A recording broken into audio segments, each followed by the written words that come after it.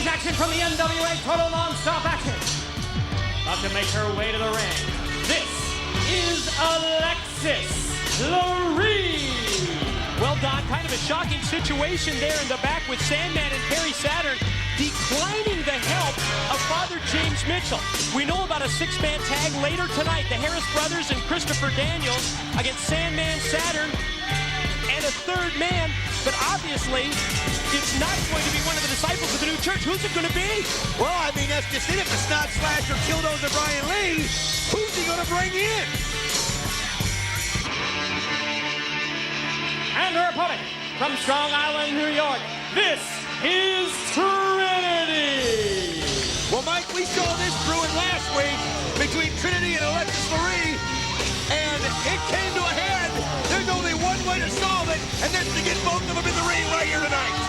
Opposite sides of the ring 1 week ago in a tag team match, but now it's time to put them in the ring in singles competition. One-on-one, Trinity and Alexis Laree. Let's see who's the better of the two.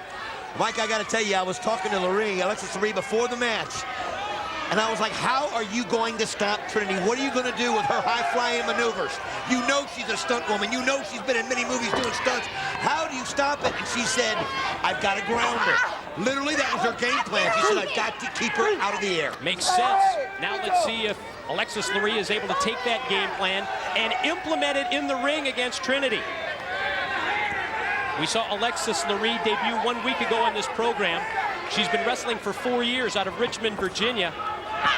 Trained by some of the big names in our sport. She's been in the camps of Dory Funk Jr., Ricky Steamboat, Bobby Eaton, Ricky Morton, all in an effort to learn her craft to make it here to NWA, TNA, and Trinity.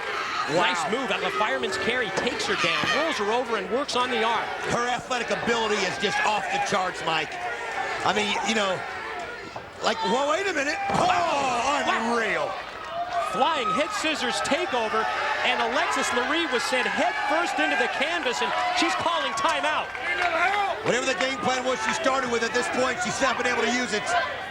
I'll tell you something, you know, it's the first time I can remember seeing Trinity out here without Kid Cash. Well, you know, we've talked about this for the past couple of months, it seems. I think Kid Cash has held the belt something like 7 weeks. How many times in that 7-week reign has Trinity been there to either help him retain the title, take a bullet for Kid Cash, almost repeatedly? That's right. The point where they've become inseparable here, but you're right, it is odd to see Trinity out here without Kid Cash accompanying her to the ring. Well, or I'll tell you, vice versa. Absolutely. Don't forget, folks, coming up here later tonight, NWA World Championship belt, D'Lo Brown, Jeff Jarrett. It's going to be incredible. Title on the line, as well as the power and control that goes along with it. Keep in mind, if D'Lo Brown is successful, if D'Lo Brown defeats Jeff Jarrett to win that title, Sports Entertainment Extreme, in my mind, takes over. Yeah, they do. Because they'll have the championship belt, and they will have the power, the authority, and the control that goes along with that most prestigious title. Great dropkick, basement style by Alexis Laree. Well, Mike, her game plan has now gone in motion, and she is effectively almost did it. Got a 2 count on Trinity. You're right, real close to getting the pin and the win. They look so similar in bodies out there, but they have definitely different styles. Whoa! Vertical suplex takeover, floats over into a pin and gets a 2 count. I think Trinity probably has a little bit of a height advantage on Alexis Laree. And you're right, you mentioned the contrast in styles between the two, where Alexis Laree is hoping to ground Trinity. And doing it with kicks to the midsection. Every chance like she gets. Just like that. Knee lifts to the face as well. And so far, the game plan, the strategy that she had pre-match, well, she's been able to use until Trinity fights back. Forearm shots. This has become a brawl right now, Mike.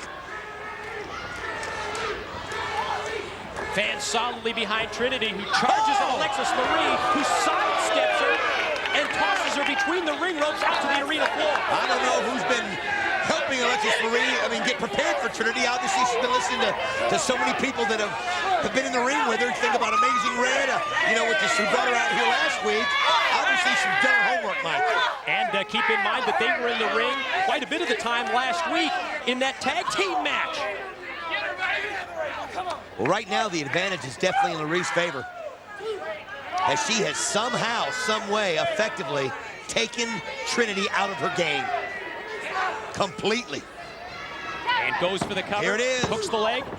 And another 2 count. You're right, Don. It's one thing to talk about grounding the opposition an hour or 2 before the match. It's another to make that stand up in the ring. Trinity goes for the boot to the midsection. Stop. Blocked by Alexis Laree. Alexis Laree on target with the enziguri. Nonchalant cover, and that costs her. You know, she's using a style that even Trinity hasn't seen with the X Division opponents that she's been out here with when she's been with Kid Cash watching, you know, what he faces. Back to the offensive. Goes Alexis Laree. Trinity in trouble here in this match. She's just not been able to get on track. The crowd definitely behind Trinity, and she's going, oh, beautiful kick right there. Laree. She needs something. Laree telegraphed the back body drop. Trinity connects first with a drop kick, then a clothesline. Spin kick. She gonna go high risk? You know she is. Tough to ground her when you're down in the mat, and Trinity is climbing to the top rope. Gonna settle now for the middle rope. No. Nope. Going up one more floor to the top. Oh! Should have settled for the middle rope. You know, it's almost like she hesitated on what move she wanted to do there, Mike. And by hesitating like that, it gave Alexis Laree the time to get up there and counter that. You're right, that momentary delay was all Laree needed. Attempted a superplex back into the ring, fought off by Trinity. Laree goes right back to it. And again, Trinity hooking the top rope, blocking the suplex, and again now just takes Laree, shoves her down to the mat. And here she goes. She's not indecisive now. She knows what she wants to do. Oh, totally missed it. Went for the moonsault, did not connect.